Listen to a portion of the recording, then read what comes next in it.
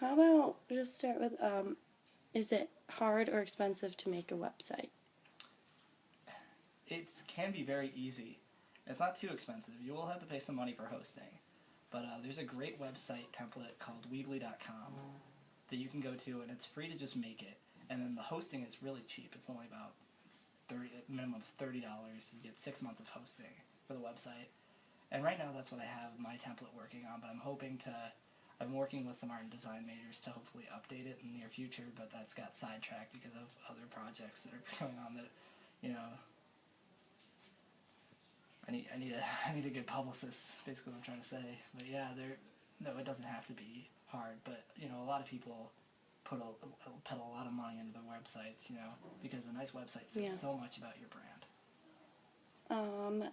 Let's see, how would you describe the importance of being present and getting involved with as much as you can? It's very important. You should try to get involved with, you're referring to like going to people's shows and events and stuff? Yeah, and like playing with different people.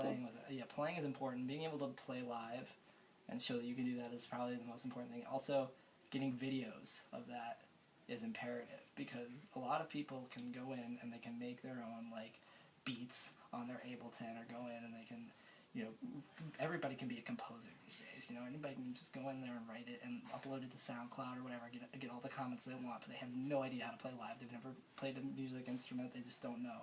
They just know the synthesizer. And I think that's one of the most important things about playing live. Also is making the connections that you're able to do when you do that. And then it's hard for me because I don't know, I'm so much of like a composer that I'm in my own world, and it's hard to like recognize the need for collaboration, and I do recognize it at times, but like, I'm trying myself to like go out there and, be involved with as much people and support as many people as you can, but like also you've got to be able to please yourself. You're not going to get anywhere if you don't invest the time into yourself and your own music. Have you ever jumped into a style of music you didn't feel prepared for, and are you glad you tried it? Oh, I make a habit to do that as much as I can, actually. That's how you learn.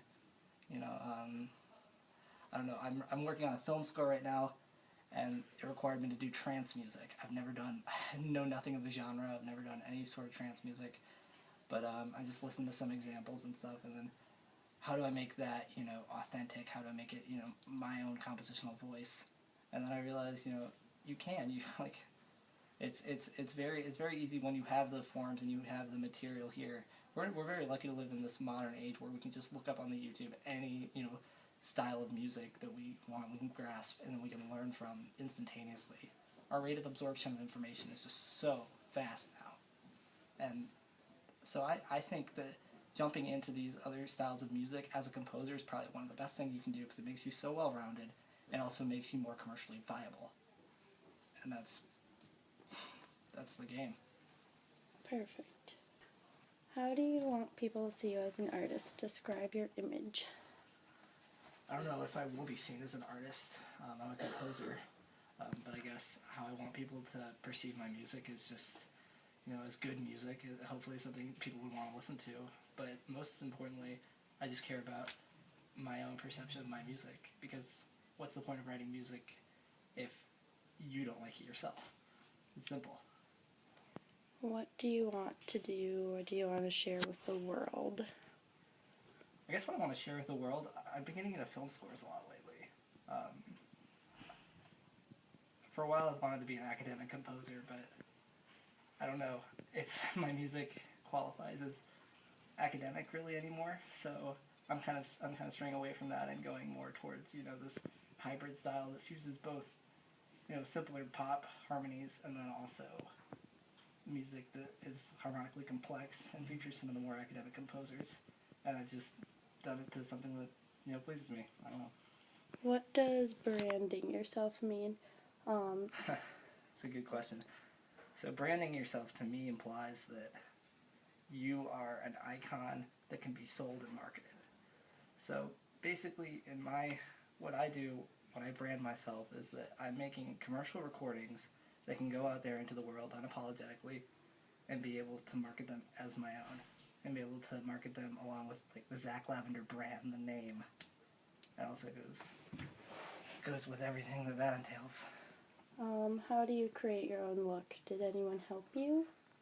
I have 6 beauticians a day in the morning. They do my hair and curls, and then I have someone straighten my curls. It's hard work. How do you use your branding, and what do you use your logos on? Or like graphics? I mean, I use TIFF images that I have, just stock stuff that I put on my website and on my business cards and albums and anything affiliated with commercial enterprise that I have going out. I don't know. I have a marketable last name like Lavender, so sometimes I incorporate that color scheme, but it's also it's a good color because it fits with a lot of my. I go with jazzier harmonies, so I think that I'm trying to find a way right now to fuse those two, both the color and like the synesthetic placement. What types of social media do you use? And oh wait, did I ask you that?